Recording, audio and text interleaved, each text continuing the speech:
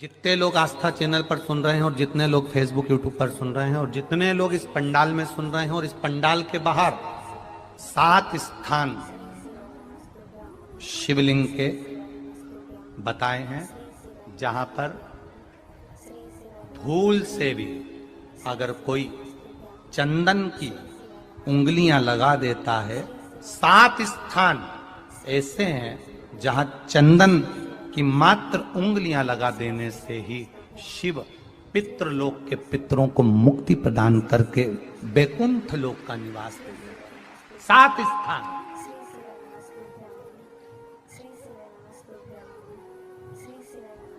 और वो 7 स्थान जो चंदन के बताए गए हैं, पहला भगवान देवाधिदेव महादेव के शिवलिंग पर चंदन का लेपन। समझ लेना जरा बहुत अच्छे से। आपको लगता है स्वप्न में कोई मुर्दे दिख रहे हैं या कोई जल रहा है या कोई मर रहा है या कोई चला गया है, ऐसा भय लगता है। बच्चों को मानी भेजूंगी ऐसा हो जाएगा, पति को मानी भेजूंगी ऐसा हो जाएगा, कोई हमारे कोई गलत तो नहीं कर रहा है, आपको लगता है। 7 स्थान चंदन के बताएं महाराज। पहला शिवलिंग, दूसरा जहां गणेश जी का स्थान है, मालूम है ना सबको? जम के बोलो जरा, मालूम है ना सबको? जहां गणेश जी का स्थान है वहां अलग से गणेश जी बैठे, वहां नहीं। शिवलिंग में जलाधारी के ठीक सामने राइट में गणेश, लेफ्ट में कार्तिकेय, बीच में अशोक सुंदरी। तो पहला चंदन बाबा के शिवलिंग पर, दूसरा गणेश जी पर चंदन की उंगली, तीसरा षडानंद कार्तिकेय पर चंदन की उंगली, चौथा अशोक सुंदरी पर चंदन की उंगली, पांचवा जलाधारी पर चंदन की उंगली, छठा जो शिवलिंग का जल बह रहा है इसके ठीक विपरीत की ओर चंदन की उंगली, और 7वां चंदन नंदी के मस्तक के ऊपर जो 2 सींग लगे रहते हैं उस पर चंदन की उंगली। ये कब लगाई जाती है? या तो अमावस्या के दिन। आपको लगता है कि हमारे पूर्वजों का उद्धार नहीं हुआ, हमारे पूर्वजों का कल्याण नहीं हुआ, कहीं अधोगति में कोई चला गया है, उसका बस एक बार, रोज नहीं जरूरत है, प्रतिदिन जरूरत ही नहीं, महीने में एक बार अगर अमावस्या के दिन भी आपने चंदन के थोड़ा सा चंदन अगर मेरे देवाधिदेव महादेव को 7 स्थान पर समर्पित किया है। अशोक यहाँ पर वर्णन कर रही है, मैना, धन्य और कला की कथा कह रही है। तीनों ने सनकादि ऋषियों से मांगा। चंदन भगवान को अति प्रिय होता है और चंदन ही एक ऐसा होता है जो पितरों को भी प्रिय होता है, जिसका स्पर्श मात्र लगने से पूर्वजों का कल्याण हो जाता है, वो चंदन है। तो आप लोग जो पशुपति व्रत कर रहे हो या कोई भी उपास करते हो, कई लोग कहते हैं हमने करा नहीं हुआ। क्यों नहीं हुआ? उसमें हमारी गलतियों को हमें छाया। ये देखिए,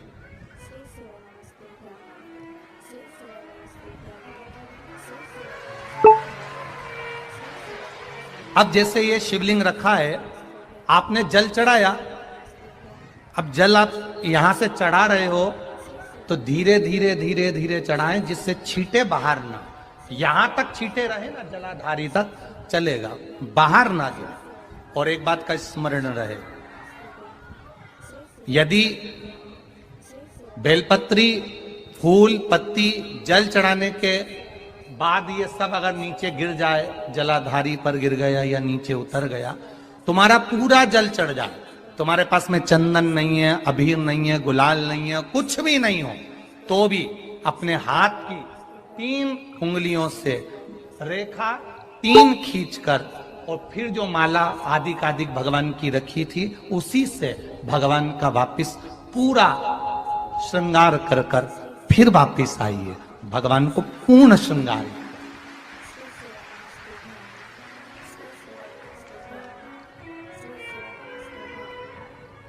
भगवान का पूर्ण श्रृंगार कर कर आइए। कई लोग जल चढ़ाने के बाद में भगवान का जो फूल पत्ती नीचे रखी रहती है, आप, हम ये नहीं कह रहे कि आप अपने घर से लेकर जाओ, आपके पास में कुछ नहीं, 1 लोटा जल चढ़ाओ, जल चढ़ाया, जो फूल पत्ती नीचे रखी हुई है उसी को उठाकर उसको रखकर उसी फूल से भगवान का खूब सुंदर भगवान का कर कर फिर आइए। क्यों? शिव का जब हम श्रृंगार कर कर आते हैं, माता पार्वती जी ने देव अधिदेव महादेव का श्रृंगार किया है, आप लोगों के स्मरण में होगा।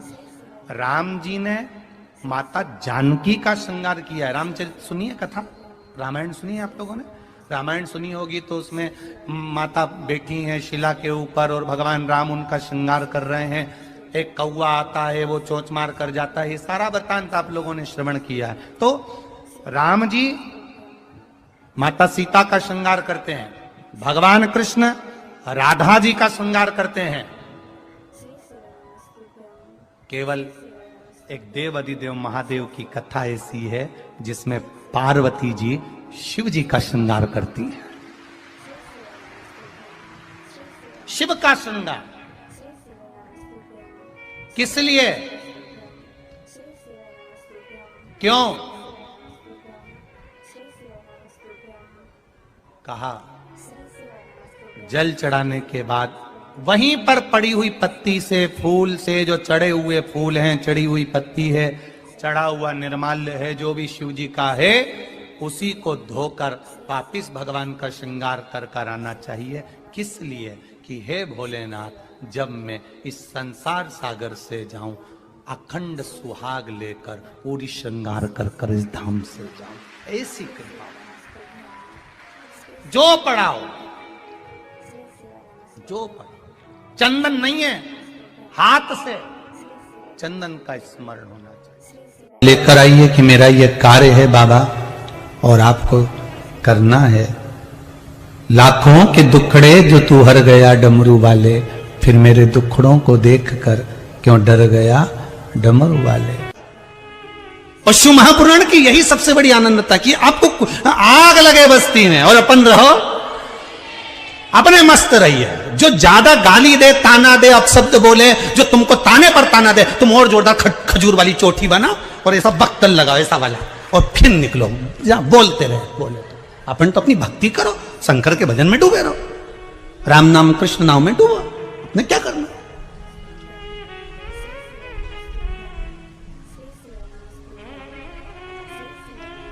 महाराज,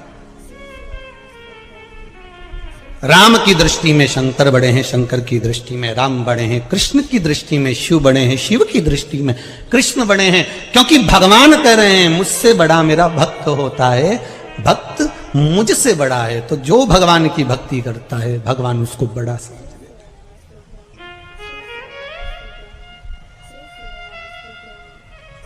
फिर वो कैसा भी भक्त हो। देवराज नाम का ब्राह्मण चोरी का धन लेकर शंकर जी के मंदिर में गया था।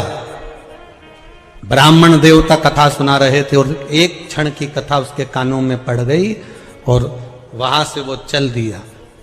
अब जो ब्राह्मण देवता कथा सुना रहे थे उनको क्या मालूम था कि चोर है, वो तो भक्त समझ रहे थे।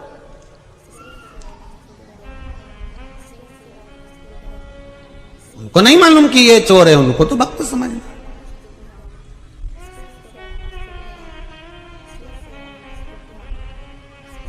जैसे बेलपत्र के वृक्ष के नीचे चढ़ाया गया पानी हमारे पितरों को प्राप्त हो जाता है, शिव जी को चढ़ाया गया पानी 33 कोटि देवताओं को प्राप्त हो जाता है। उसी तरह भगवान देव अधिदेव महादेव को समर्पित करा गया एक बेलपत्र 3 लोक के हमारे संपूर्ण देवी देवता जो भी विराजमान है उन सबको प्राप्त हो जाता है। जल की बड़ी महत्वता है कि जल शिव जी को जब चढ़ाया जाता है, जल जब हम बेलपत्री के पेड़ के नीचे चढ़ाते हैं, पीपल के वृक्ष के नीचे जल चढ़ाते हैं, आंवले के वृक्ष के नीचे जल चढ़ाते हैं, तो उसकी कितनी कितनी महत्वता होती है, उसकी कितनी मूलता है। दुनिया के लोग भले ना समझे पर उसमें पहले का नियम है हमारा, पहले जो भोजन होता था, भोजन बनता था, उसमें आंवले की खटास डाली जाती थी। आज के जमाने में तो लोग टाटरी डाल दें, नींबू डाल दें, ये सब बात की बातें। आंवला इसलिए डालते थे क्योंकि हड्डियां मजबूत रहती थी। अब आज के समय में तो कहाँ लोग बस वो च्यवनप्राश मिल जाए आंवले का तो खा ले, पर नियम अगर माताएं बनाए कि आंवला नवमी पर आंवले के वृक्ष से आंवले लेकर आवे, आंवला नवमी के समय पर बहुत आंवले आते हैं तो उसके बाद में उसके पहले कभी भी ले आओ और आंवले इकट्ठे कर कर वही जब दाल सब्जी भाजी बनाओ उसमें पटक दो थोड़ा सा एक आध आंवला, तो उसका जो रस तत्व है शरीर की हड्डियों के लिए भी अच्छा। तो हमारे यहाँ बेलपत्री का वृक्ष, पीपल का वृक्ष, आंवले का वृक्ष, इन तीनों जगह पर जो जल चढ़ाया जाता है उसकी महत्वता भी हमारे यहाँ दर्शाई गई। प्रैक्टिकल करना, जब जिस दिन लगे कि व्यापार ठीक नहीं चल रहा, आज लगे कि आज पैसा चाहिए और आ नहीं रहा, आज तुम्हें 5,000 की, 10,000 की, 50,000 की, 1 लाख 5 लाख की जरूरत है और कहीं से आवक नहीं है, भगवान कहीं ना कहीं से आ जाए ऐसी कृपा, तो कुंदकेश्वर महादेव का नाम लेकर एक पुष्प उसका उंटर पर रख दो। जिस जगह से तुम कमाते हो, जिस जगह पर, जिस गादी पर, जिस कुर्सी पर तुम बैठते हो, उसके सम्मुख में उस पुष्प का मुख बाहर होना चाहिए, उसकी डंडी, उसका जो डंडी का भाग है वो हमारी ओर, हमारा आकर्षण। जैसे भगवान को जो फूल देते हैं, आपको मालूम होगा ना, भगवान को जो पुष्प देते हैं तो पुष्प का मुख कहां रखते हैं? भगवान की ओर, ठीक है। मतलब जैसे भगवान गोपाल जी बैठे हुए हैं तो भगवान को अगर आप पुष्प दोगे तो फूल का मुख किधर रखोगे? भगवान की ओर। डंडी का मुख किधर रखोगे? अपनी ओर। उसी तरह जब अपने कार्य की सिद्धता के लिए अपन कोई कार्य कर रहे हैं, किसी को देना है हमको, तो ये पुष्प का मुख बाहर की ओर रखना। हमको जब काउंटर पर रखे तो सम्मुख रखे कि इससे हमें कुछ प्राप्त हो। पर दुनिया के लोग उल्टा फूल चढ़ाते हैं भगवान को। तुम हमेशा देखना, शंकर जी के मंदिर में जाएंगे तो जो शिवलिंग होगा ना शंकर भगवान का, जितने पूजन करने वालों को देखोगे ना, ये शंकर जी का शिवलिंग, तो फूल कैसे चढ़ा के आएंगे? ऐसे जमा के आएंगे, डंडी भगवान की ओर कर देंगे, फूल अपनी ओर कर देंगे, और ऐसे भगवान को चढ़ाएंगे। फूल का मुंह अपनी ओर, डंडी का मुंह तुम्हारी ओर, मतलब कांटे तुम्हें चुभे, हमें तो अच्छे। लोगों को पुष्प चढ़ाना भी नहीं आता, पुष्प भगवान को देना चाहिए। बोलो रे भाई, भगवान को रिझाने के लिए कितने फूल भगवान को देना चाहिए?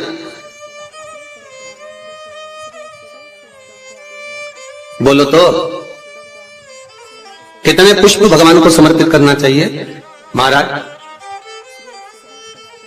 भगवान को कितने पुष्प देना चाहिए रिझाने के लिए? भगवान को, अब यहां से आवाज आई थी, 4 पुष्प भगवान को समर्पित करना चाहिए। कितने पुष्प? 4। बचपन, जवानी, अधेड़ी और बुढ़ापा, 4 अवस्था संवारने के लिए भगवान को 4 पुष्प दिए जाते हैं। पुष्प देते समय जिस दिन तुम भगवान को पुष्प दे रहे हो उस दिन हमें कुछ भी नहीं कहना, हमारी तरफ से ये पुष्प भगवान से कहे।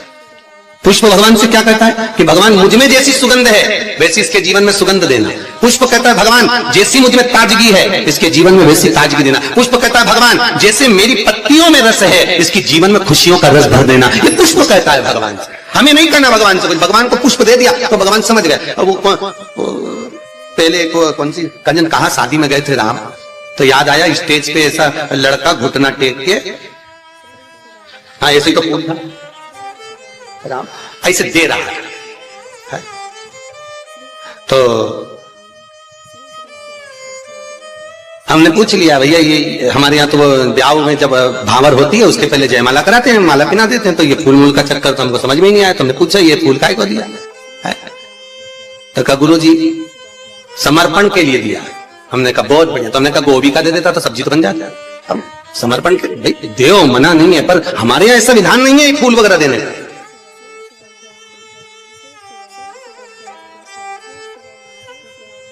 आप भले दुनिया के दिखावे के चक्कर में कुछ भी करो वो अलग बात है, पर हमारे शास्त्रों में ऐसा कोई प्रमाण नहीं कि पुष्प आप किसी संसारिक मनुष्य को दे। पुष्प अगर दिल से कुछ देना है तो वो भगवान को दो, भगवान को समर्पित करो। हाँ कोई गुरु है, सतगुरु है, हम तो उनके लिए भी कहेंगे अगर कोई गुरुजन आया तो उसको पुष्प देने की जगह पत्तियां निकालकर उसके चरणों में बिछा दीजिए महाराज, गुरु के चरणार। जैसे शबरी अम्बा, आप ही के यहाँ की शबरी अम्बा रोज सेज बिछाती थी, बुआरी काटती, लगाती, भगवान के लिए सेज बिछा कर रखती। भगवान आएंगे इंतजार करती, बाट जोती, आएंगे और भगवान आए, भगवान प्राप्त हुए। और जब शबरी अम्बा के दरवाजे पर जैसे भगवान के लिए पुष्प बिखेर देती है, आप भी गुरुजन के लिए, परमात्मा के सुख के लिए। आप ये नहीं कि भगवान को बहुत कुछ दो, भगवान को अगर 4 पुष्प भी दे रहे हो तो बहुत है, और पुष्प भी नहीं तो एक पंखड़ी भी आप भगवान को दे रहे हो तो भी चलेगा। तो यहाँ तो शिव महापुराण में तो ये भी नहीं लिखा कि पंखड़ी भी दो, शिव महापुराण तो कहती है अपना दिल दो भगवान। क्या दो? अपना मन, अपना हृदय भगवान को दे दो। भगवान को संपदा नहीं, धन नहीं, दौलत नहीं, सत्ता नहीं, तुम्हारा वैभव नहीं, कुछ भी नहीं चाहिए। जो तुम पैसा चढ़ा रहे हो वो भी भगवान को नहीं चाहिए, जो तुम वस्त्र चढ़ा रहे हो वो भी भगवान को नहीं चाहिए, जो तुम आभूषण चढ़ा रहे हो वो भी भगवान को नहीं। भगवान तो करें हृदय दे मुझको, निर्मल मन सो मोहि पावा, आपका चित्त मुझे दे, और वो भी अच्छा देना। देखो हृदय भी देना तो अच्छा देना है, और भगवान को वो दो जो भगवान के पास में नहीं है। हम भगवान को वो देते हैं जो भगवान के पास में। लिया जरा वो फूल ले जाओ, भगवान को गेंदा का फूल चढ़ा दो, माला चढ़ा दो, ये चढ़ा दो। तो भगवान को, भगवान से भी तो पूछो तुम्हें अच्छा क्या लगता है, बताओ हम तुम्हारे लिए वो लेकर आएंगे। कभी भगवान से कहो जाके, अरे भाई तुम्हारे पास में अगर लाल कलर की साड़ी है और कोई तुम्हें लाल कलर की साड़ी दे दे तो तुम तैयार करोगी क्या? अरे बोलो तो, तुम्हारे पास तो पहले से अलमारी में 25-30 साड़ियां लाल कलर की रखी है, कोई पीली दे दे तो तुम तैयार नहीं करोगे। हाँ, ऐसा कोई कलर हो जो कलर तुम्हारे पास में नहीं है और किसी ने दिया तो तुमने उसमें तुरंत फाल पीको सब लगवा लुगो के तैयारी करके वो तुरंत रख दिया। बोलो रखोगी कि रखोगी? और मालूम पड़े किसी ने लाल साड़ी दे दी, पीली दे दी, नीली दे दी, जो तुम्हारे पास में पहले से थी और अच्छी साड़ी थी तो तुमने बहू को दे दी। बोलो दी कि नहीं दी? तुम्हारे तो काम आ नहीं रही तो तुमने बहू को दे दी, और अच्छी थी तो बेटी को दे दी। थोड़ी भी साड़ी अगर गड़बड़ थी तो भागवत जी पे चढ़ा देना, ठीक है? तो भागवत पे चढ़ा होता है। कोई ने पूछा था कि गुरुजी ये दुनिया के लोग आरती में ही खोटा सिक्का क्यों चढ़ाते हैं? मंदिर में लोग खोटा सिक्का क्यों चढ़ाते? फटा हुआ नोट, खोटा सिक्का मंदिर में चढ़ाएंगे, धर्म की जगह पर चढ़ाएंगे, अच्छी जगह पर कहीं नहीं देंगे। पर तो हमने कहा भाई सीधी सीधी बात है, जो दुनिया में कहीं नहीं चलता वो इसी के पास चलता।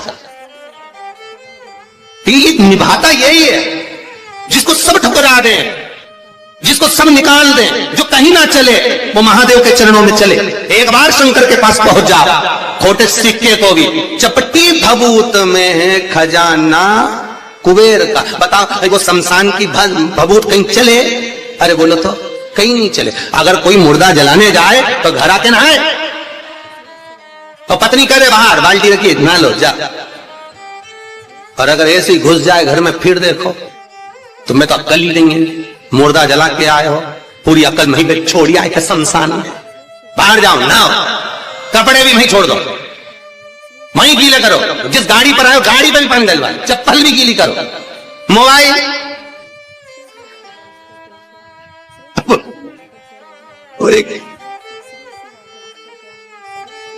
पता नहीं बोली धीरे से मारा तो मैं पानी छीट दूंगी। अब विचार करना, वो शमशान की रात कहीं नहीं चले पर एक ही को चले, किसको? महादेव। वो उसके पास ऐसी चले कि वही भस्मी करोड़ों की हो जाती है।